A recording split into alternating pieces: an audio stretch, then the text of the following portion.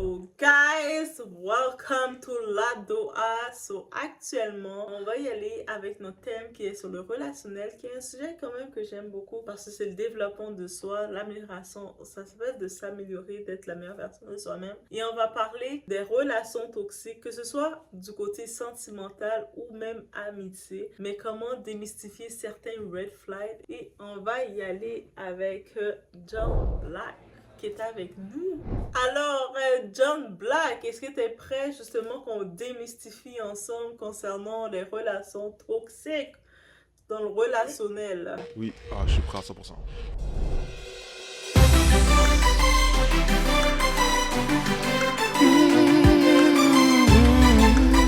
La relation, surtout des fois que ça va entre les femmes et les hommes, parce que je pense que les hommes, vous avez de la difficulté à comprendre nous les femmes. Pourtant, on est tellement simple comme individu, je comprends pas comment un homme ne peut pas nous comprendre.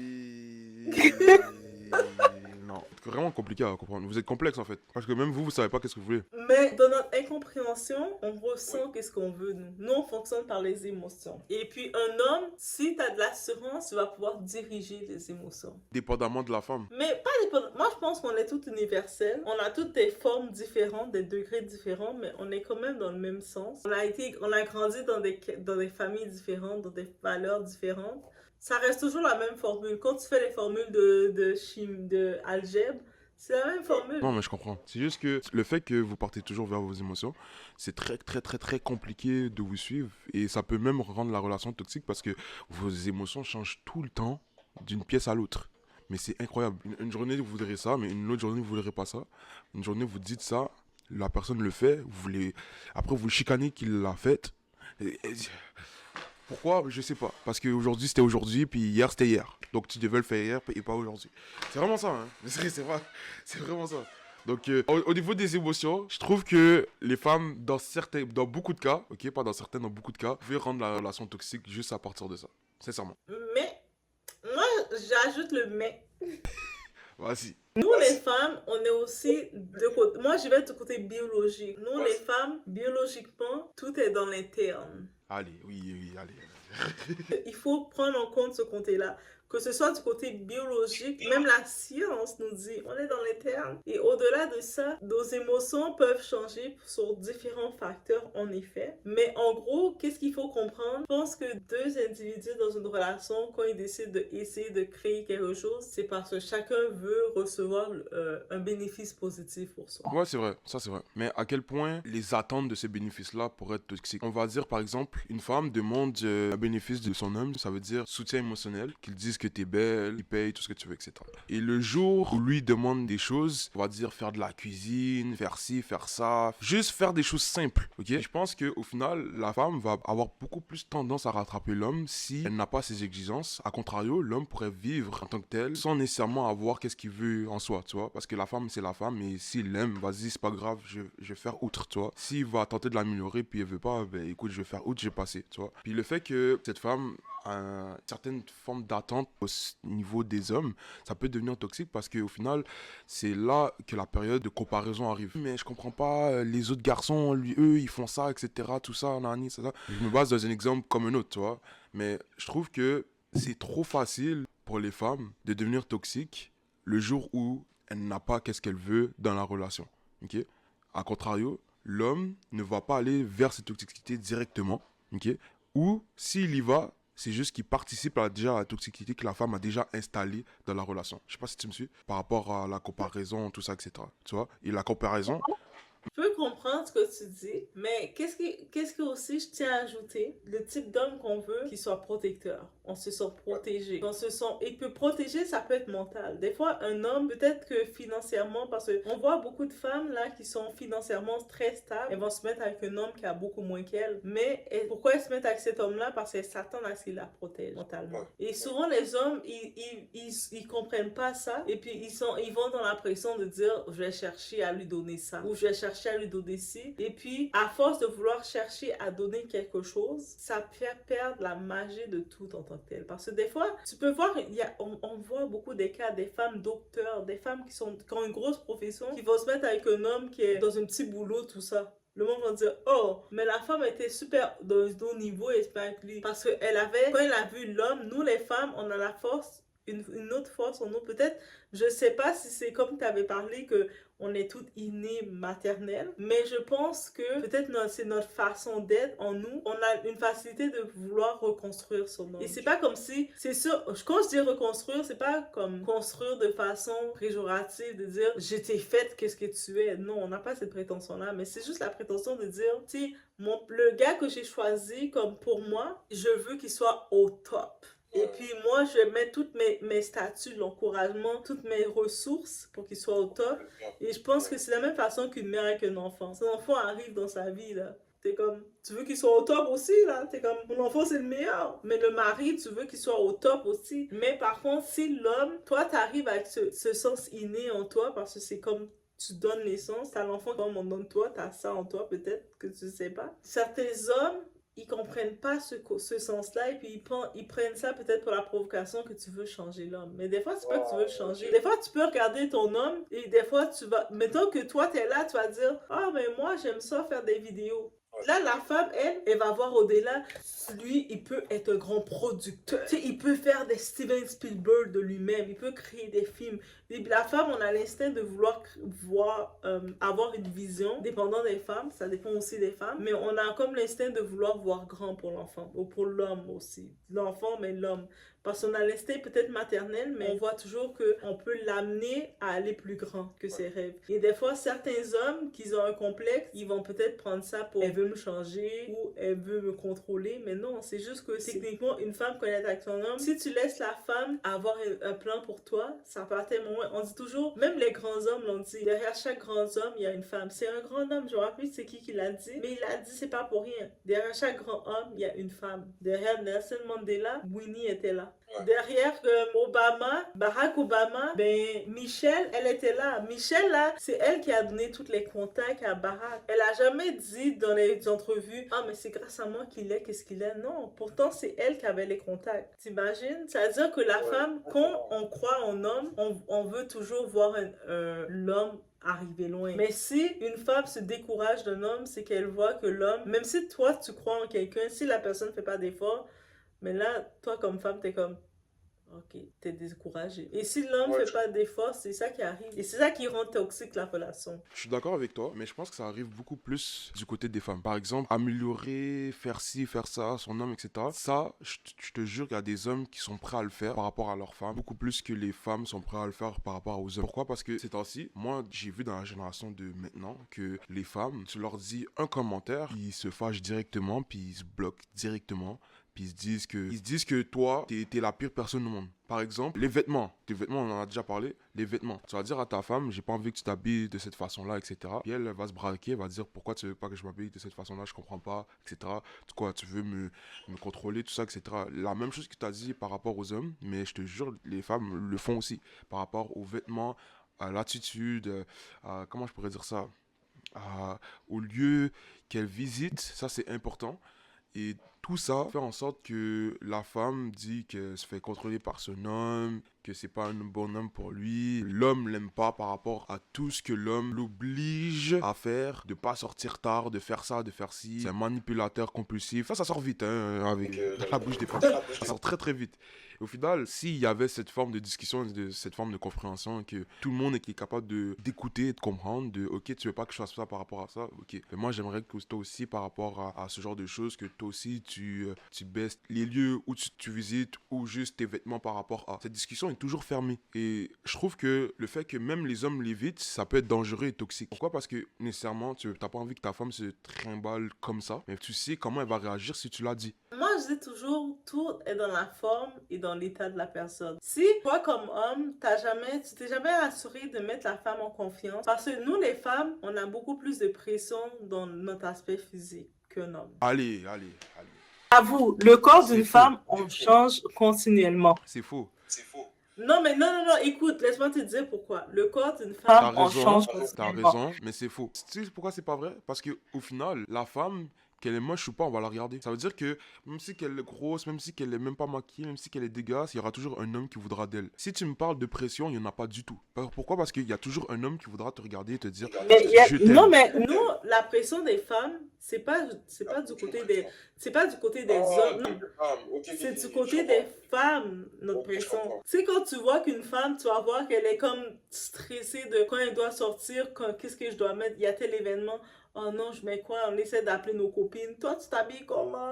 Entre femmes, on est les juges les plus durs entre nous. Je pense que les hommes, oui. Si tu te fies au regard des hommes, les hommes, là, ils vont t'aimer peu importe comment t'es, là. Comme tu peux arriver avec un jogging, surtout quand t'es le plus moche, là, que les hommes, on dirait ils sont t'aimer. T'es comme...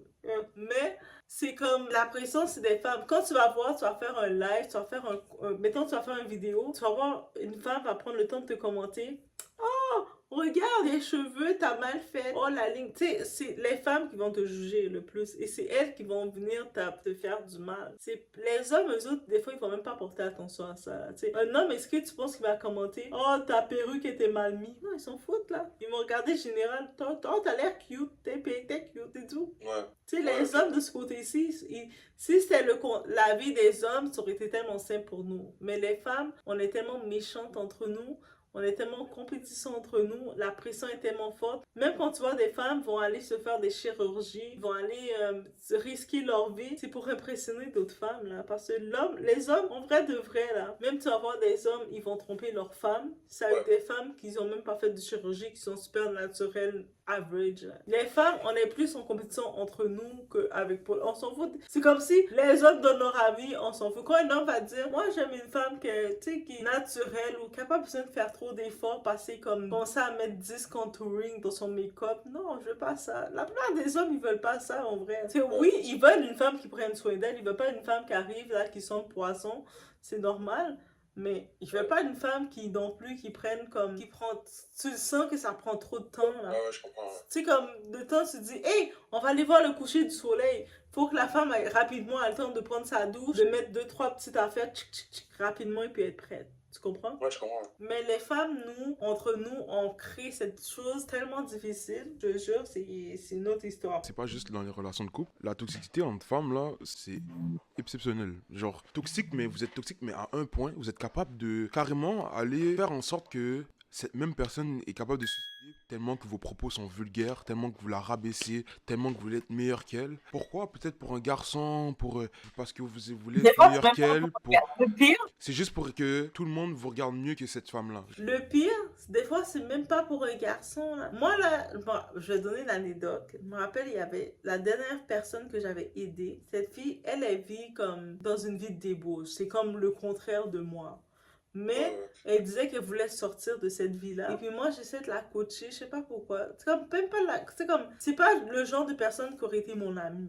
Mais le fait qu'elle venait vers moi, elle disait qu'elle a un problème, elle avait l'air dépressive et je me sentais, tu sais, comme, si elle vient vers moi, elle me parle de ses problèmes, peut-être je suis appelée à l'aider. Là, maintenant, depuis que j'ai vu cette fille-là, je suis plus appelée à aider personne. Là, je suis comme, oublie ça. Elle m'a fait fermer mes portes. J'ai compris qu'elle m'avait peut-être, tu sais, des fois, les femmes, tu peux regarder une autre femme et tu vois la lumière de l'autre femme. Sans connaître l'autre femme, tu vois que les gens comme ont l'air d'être attirés vers l'autre femme. Dire, oh, regarde la lumière de Doha, regarde sa lumière, elle a l'air de briller. Et puis elle sait pas comment s'approcher de moi et puis elle a essayé d'utiliser ma faiblesse qui était d'aider les gens. D'abord, parce que je suis hyper sensible de nature, j'ai de l'empathie de nature. Et puis elle vit une situation en tant que telle, c'est une travailleuse de rue là. Elle disait qu'elle veut sortir de ce milieu et moi je suis là pour la coacher. Mais oui, t'es capable, j'essaie de la coacher. Puis après, j'entendais qu'est-ce qu'elle disait de moi récemment. Parce que tout finit par se dire, elle disait, oh, mais elle pense qu'elle est une prophétesse. Moi, je suis comme, mais j'ai jamais dit que je suis une prophétesse. Comment elle dit que je suis une prophétesse?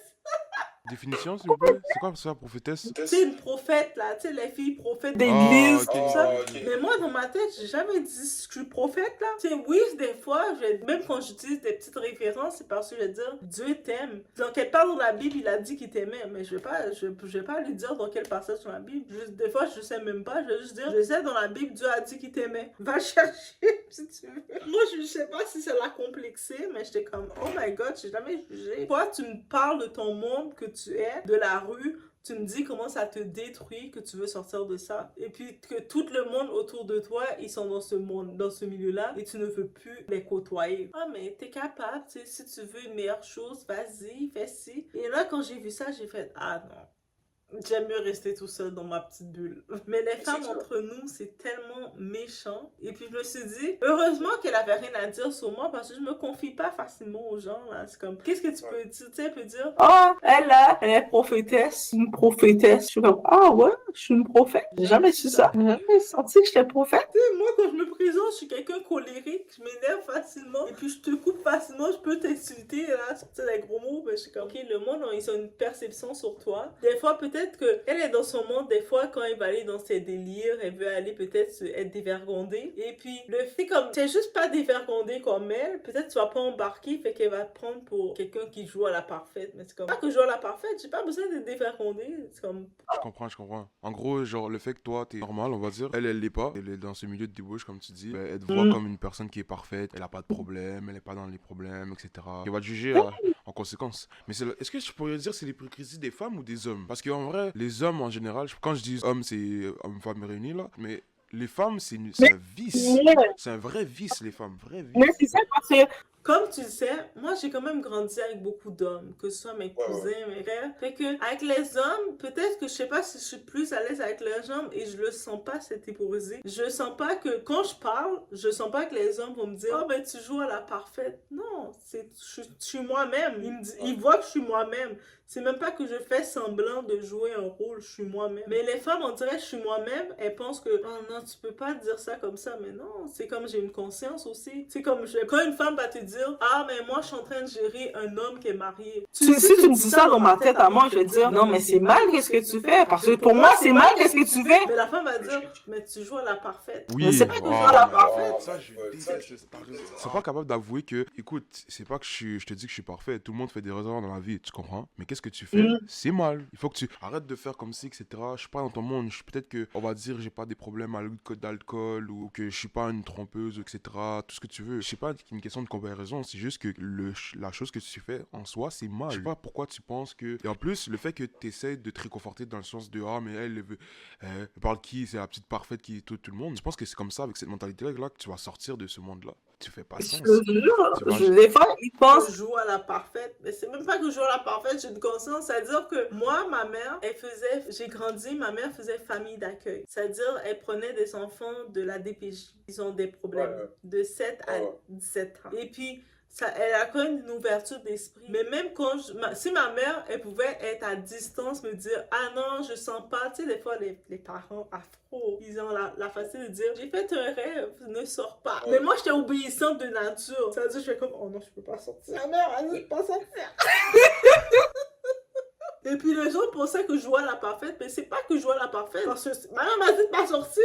Il peut avoir un problème. Fait que moi, dans ma tête, je me disais, ouh, si je sors, je vais avoir un problème. On m'a averti. Moi, je suis les avertissements. Et puis après, je tombais tout le temps, souvent, à 99% du temps, il y avait toujours un problème après dans les soirées. Après, t'entendais, ils avaient fait du gaz, ou ils avaient fait une bataille, ils avaient fait, la police était venue. Tu sais, il y avait des histoires comme ça dans les soirées. Et puis, j'étais comme, ah, mais après, les mêmes personnes me disaient finalement, oh, t'as bien fait, Doa, de pas venir. Parce que le monde savent que moi, je suis nature, que je peux j'ai de l'anxiété facilement. Je peux avoir des crises de panique facilement. Ça veut dire que pour moi, même le monde qui me connaissait après, au début, me disait, mais mes amis après qui me connaissaient, quand je disais, oh non, finalement, je vais pas y aller, je me décommandais, elles me forçaient pas parce qu'elles savaient que, elles me connaissaient, là. Et puis après, elles me disaient, t'as bien fait de pas y aller parce que toi, t'aurais pas pu gérer ça. Tu sais, comme t'arrives où il y a une descente de police. Moi, j'aurais peut-être été le genre à crier, à me rouler à terre. Ah, police! Peut-être que c'était bien pour moi de pas être allé là. Parce qu'ils ont dit, eux autres, même mes amis qui me venaient de proche disaient, oh, finalement, là, t'es pas venu là, mais t'as tellement bien fait. Mais les personnes qui te connaissent moins, ils vont dire, oh, mais toi, tu te penses pour qui? Tu vas pas. Mais c'est comme tu dis, mais c'est que j'étais obéissante comme ça. Et c'est même pas seulement ma mère, même un aîné, là. Dès quelqu'un qui tu sais, le respect des aînés. Un aîné te dit, attention, hein, je te conseille de pas aller dans tel événement. Je vais pas y aller. Mais si j'avais mon billet, je vais plus y aller. Ouais, mais une personne qui a l'écoute facile et qui a le respect de ses grands peut être jugée parce que personne n'écoute réellement ses parents quand t'es jeune ou juste en général. Mais au final, tellement que les personnes se font fait influencer dans, Mm. on va dire, tout, hein, dans tout. Que ce soit vestimentaire parlant, drogue, tout ce que tu veux. Mais le fait que tu participes pas avec eux, tu fais comme si. Tu joues un rôle, t'es parfait, je comprends pas, t'es qui, t'es personne. On se prend pour l'imposteur. Ouais. C'est vraiment... Et pourtant, ça existe, hein, des personnes comme ça. Hein. C'est vraiment, ça existe. Des personnes qui veulent juste être tranquilles dans leur coin, ne pas créer de problème. Parce que, en plus, quand il y a plein de monde, ça prend ton énergie, ça t'épuise. Moi, je suis comme... Des fois, là, moi, mon trip, c'est de m'habiller, de me préparer. Et puis, dernière minute, de pas y aller. De dire, ok, c'est bon. Je prends 2-3 photos. Ok, c'est bon. Je peux plus y aller. Moi, c'était mon trip, en vrai, de vrai. Le monde, là, quand ils me voyaient dans un événement, ils étaient surpris. Ah, t'es venu? Ça, c'est mon trip parce que je sais pas, tu sais, comme d'aller dans des événements, tu commences à attendre dans la file, il y a des line-up, moi, tout ça, ça me stresse. Même d'être dans un line-up, si j'ai mon billet et je dois attendre, je suis déjà en anxiété. Moi, je suis quelqu'un qui crée de l'anxiété facilement. Ça veut dire que c'est pour ça que je suis comme... Le monde ne comprenne pas que quand je m'isole, c'est pour mon bien-être à moi. Là. Moi, mon plaisir, des fois, c'est juste me préparer. Tu vas voir toute maquillée, toute préparée, et puis finalement, je retourne me coucher. Je suis comme, ok, j'ai fait ce que je veux. Mais question, C'est vrai. est-ce que tu penses que, justement, les réelles personnes qui sont toxiques, c'est les personnes qui ferment la discussion et veulent même pas avancer ou pas? Moi, je pense que les personnes toxiques, c'est les personnes qui veulent changer leur nature et pour essayer de se fondre à la masse. C'est comme les personnes, ils savent au fond d'eux qu'ils sont pas à l'aise dans quelque chose. Mais ils se forcent à le faire, juste pour être comme tout le monde. C'est ça qui est toxique, parce que quand tu fais quelque chose qui est hors norme, qui n'est pas ta nature, tu vas pas être naturel à le faire. C'est comme, tu vas le faire forcé, et là, quand tu es forcé à faire quelque chose, tu le fais pas avec de cœur, là. C'est là que c'est toxique, je pense. C'est toxique pour toi, parce que tu n'es pas bien dans ce que tu fais. C'est toxique pour les gens parce qu'ils reçoivent pas ce qu'ils doivent recevoir. Parce que tu n'agis pas de la nature que tu es. C'est ça. Ta nature, là, c'est important. On a toute une nature, un état. Et puis, l'important, c'est de connaître son état. C'est vrai que tu peux pas te mettre en... Mais est-ce que tu penses que, ok, dans les relations, pas amicales, mais vraiment dans les relations amoureuses, tu dois te connaître avant tout, avant de rentrer dans une relation amoureuse. Mais il y a beaucoup de personnes qui font l'impasse sur ça, alors que c'est très important. Et Mm. est-ce que tu penses qu'on doit réellement se connaître dans une relation amicale? Parce que comme tu dis, si j'amène cette théorie-là, le fait que tu te connais pas, tu peux être vraiment plus apte à être influencé par l'autre personne, non? Mais c'est ça, oui, on doit se connaître soi-même parce que quand tu te connais toi-même, tu sais tes limites, tu es conscient de tes limites. Quand le monde va faire une action, toi, tu peux te retirer au bon moment. Si les gens décident d'aller voler dans un magasin, ben, si t'as pas de limite, tu vas juste suivre le monde pour suivre le monde et puis tu vas te faire peur. Si t'as des limites, tu vas faire... Non, moi, ça fait pas partie de ma valeur. Et tu te retires, t'es capable de te positionner. Même si, mettons, t'es dans un groupe de 10 personnes. Toutes les 9 personnes, ils veulent aller faire ça. Toi, si tu connais ta valeur, tu vas être capable de savoir que tu vas être tout seul et tu vas te dire non, moi, je vais pas le faire. Et tu vas te retirer à tout. Il y a combien de personnalités, des célébrités, à cause qu'ils connaissent pas leur valeur, ils ont tout perdu en suivant leur groupe. Ouais, c'est vrai. Ouais, c'est vrai. Tu sais, il y en a trop là. MHD, le rappeur français de l'Afrique, il a voulu rester en contact avec ses anciens amis, les gars de rue. Là. Mais quand tu connais ta valeur, tu peux plus te tenir avec tout le monde parce que tu sais que t'as trop à perdre. T'es comme, attends, Dieu m'a béni parmi tant de gens. Il y a tant de gens qui seraient dans ma position, ils n'ont pas ce que j'ai. Donc, si je me compromets à faire telle action et je risque de tout perdre, donc ça veut dire que quand tu connais ta valeur, t'es capable de prendre des décisions, même à accepter à être tout seul. Et des fois, le monde a peur de la solitude, ont peur d'être tout seul. Ils ont peur, là, comme de dire aux gens, ah non, moi je vais pas y aller avec vous, moi je vais rester tout seul chez moi. Il y en a qui ont peur de dire ça. Mais quand tu connais ta valeur, tu es capable de dire, non, non, non, non, non, moi je vais pas. Mais comment tu veux la connaître? Parce qu'au final, se trouver, c'est sortir de... On va dire, pour qu'une personne se connaisse, elle doit faire des erreurs, elle doit apprendre à se connaître, elle doit apprendre à parler à d'autres personnes, elle doit interagir avec d'autres personnes. Donc c'est un peu les mêmes synonymes, hein. Donc je me répète. Donc juste pour te dire qu'au final, elle doit sortir de sa zone de confort pour savoir qui elle est vraiment et dans quelle lignée elle va. Donc maintenant, c'est impossible de ne pas faire d'erreur en apprenant à se connaître, right? C'est impossible. Mais tu sais que justement, on est toujours... Moi, je pense que notre appel dans la vie, c'est d'apprendre à savoir c'est quoi notre raison d'être sur Terre, d'apprendre à se connaître. Et puis, pour apprendre à se connaître, c'est vraiment d'être livré à soi-même et pas aux gens. Chaque personne, ils ont des attentes. Nos parents, ils attendent de quoi de nous? Tu sais, nos parents, ils veulent qu'on fasse ça. Notre famille veut qu'on fasse ça. Nos amis veulent qu'on fasse une autre chose. Chaque personne personnes veulent qu'on fasse quelque chose. Maintenant, l'important, c'est de savoir qu'est-ce que nous, on doit faire. Et puis, quand tu comprends c'est quoi que toi, tu dois faire, ben, c'est là que tu peux construire quelque chose. Et pour comprendre qu'est-ce que tu dois faire, mais tu dois trouver le moyen de faire des moments d'isolement, de t'éloigner des gens que tu as l'habitude de fréquenter pour te découvrir. Moi, j'ai pu le faire avec mon voyage.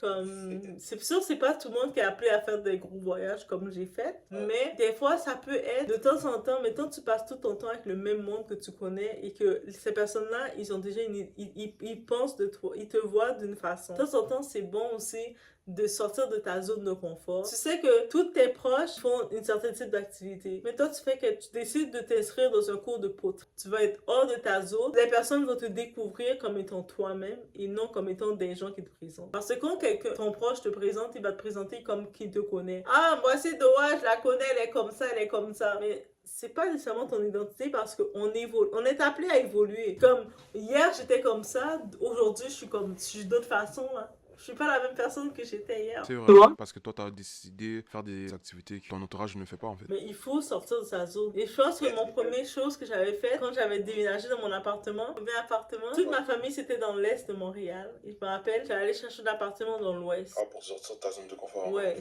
c'est complètement dans l'ouest, là, l'opposé. Même après, le monde me disait, my God, mais si t'as un problème, ta famille, pour te retrouver, ça va prendre du temps. Moi, j'étais comme, ben, ils vont finir par me retrouver. Puis je suis allée, mais en même temps, quand tu es livré par toi-même, là, tu rencontres d'autres personnes, tu te présentes à ta façon, tu fais ton identité, qui tu es, tu donnes ton nom. Il n'y a pas personne pour parler pour toi, là, c'est toi. Ça fait du bien. Ouais, ça fait vraiment du bien. En vrai, ouais, tu vois la sensation, puis ça fait vraiment du bien. Pourquoi? Parce que t'es face à toi-même. Il n'y a personne qui te dit quoi faire. T'as plus les mêmes habitudes que t'avais avant. Le fait que maintenant t'es face à toi-même, c'est là que tu te rends compte de qui t'es vraiment. Et là, waouh, c'est vraiment, j'avoue, c'est vraiment extraordinaire. Et juste pour revenir sur le sujet, encore une fois, si vous vous connaissez pas vous-même, n'allez pas dans n'importe quelle relation. Que ce soit amicale ou vous savez qu'il y a peut-être du danger parce que vous ne le connaissez pas vraiment. Et aussi relationnel. Parce qu'il y a beaucoup de personnes qui souffrent des malheurs du passé et vont tenter d'aller dans une relation à cause qu'ils ne savent pas que le malheur du passé ont entaché la personne qui est au présent. Ben, ils gâchent beaucoup leur relation par rapport à ça. Donc, qu'est-ce que ça crée? Ça crée de l'insatisfaction, ça dit que c'est la faute de l'autre. Et au final, bon, avec un psychologue, ça aurait réglé comme ça. Mais bon, au final... La psychologie chez la communauté afro. Non, eux, la psychologue, c'est un mythe pour eux. Hein. C'est un mythe. Mais dès que tu entends, ah, mais moi, je vois une psychologue, il dit, ah, mais t'es folle. Non, mais non. C'est comme, moi, avec toutes les trahisons, comme tu t'es confié à une soi-disant meilleure amie ou quoi que ce soit. Ah, je crois tellement plus à ça. Et puis là, la personne décide de t'exposer. En vrai, ça peut te forger comme ça peut te détruire. Hein. Moi, tout ce que je comprends, j'ai la parole qui est dans la Bible, ça dit, malheur à l'homme qui se confie à l'homme. Aussi simple que ça. Moi, je me dis, au pire, un psychologue, il est relié par le secret professionnel. Au moins, tu payes quelqu'un, tu commences à radoter tes histoires, tu écris, si tu as le don artistique en toi, tu commences à dessiner, tu fais de l'art et puis tu commences à sortir tes émotions et that's it. Moi, quand je termine une relation, ce que j'ai remarqué, les gens, ils peuvent rien dire de moi, ils peuvent pas redire oh, Doua est comme ci, comme ça. Elle m'avait dit si, parce que je ne sais jamais confié rien de moi. Je me dis, oh my God, j'ai toujours été capable de me préserver sans m'en rendre compte. Je vois les trahisons, les amitiés. Tu sais, en plus, pour moi, là, est-ce que je peux faire confiance à quelqu'un? T'as fait 10 ans, je sais pas trop combien d'années, ami avec quelqu'un. La personne s'est confiée à toi. Vous êtes plus amis. Toi, tu l'exposes sur les réseaux. Et là, tu viens me voir. Comment je peux te faire confiance? Moi, je suis comme, je te regarde déjà, je suis comme... Mais t'as exposé ton ami qui était ton ami pendant 10 ans. Là, tu viens me parler, tu peux me faire confiance. Moi, je te regarde, non. Sauf qu'il y a des personnes qui ont trahi. Beaucoup de personnes sont toxiques à vie, eux. Non, ça, c'est à vie. Moi, moi, je regarde le comportement. Comme la même façon, tu sais, les gars qui sont, ou les femmes aussi, qui disent ah, mon ex était fou, ou mon ex c'est une malade. Moi, la première chose de ma tête, je me dis, c'est quoi que t'as fait pour la rendre malade? Parce que avant qu'elle soit malade, t'as été avec cette personne-là. C'est-à-dire que, est-ce que c'était attiré par les personne malade ou tu l'as créé, tu l'as rendu malade. Dès que quelqu'un me dit ah moi mon ex est folle, ah ok, ok. Je sais déjà, pour moi, c'est un drapeau rouge. Il faut vraiment, parce que moi, j'aurais plus tendance à faire confiance à la personne qui essaie de l'imiter. On va dire qu'il ne dit pas que sa femme est folle, mais quand il me raconte l'histoire que quand il était avec elle, que je comprends qu'elle l'est, que à la personne qui crie directement qu'elle est folle, sans engager rien. Tu vois ce que je veux dire? 100%, c'est mettre la faute aux autres, c'est trop facile en fait. C'est trop facile. Et même ça, c'est toxique. Encore une fois. Hein. C'est toxique. Tes personnages sont problématiques, là. Ouais, Quand ouais, tu ouais. vois toutes leurs ex sont toutes des folles, t'es comme, ok. C'est-à-dire, t'attires les folles? Ça, c'est les phrases que j'ai pas envie d'entendre. Les femmes qui disent que non, mais ils sont toutes des langues, etc. Mais t'es attiré par ça, en fait. Tu vas vers eux, non? Ça fait peur, là, quand on dit toutes mes ex sont des fous, des jaloux. Mais qu'est-ce que t'as fait pour les rendre jaloux? Non, Tu sais, parle-moi aussi, là, dis la vérité. Parce que quelqu'un, la jalousie se génère avec les actions.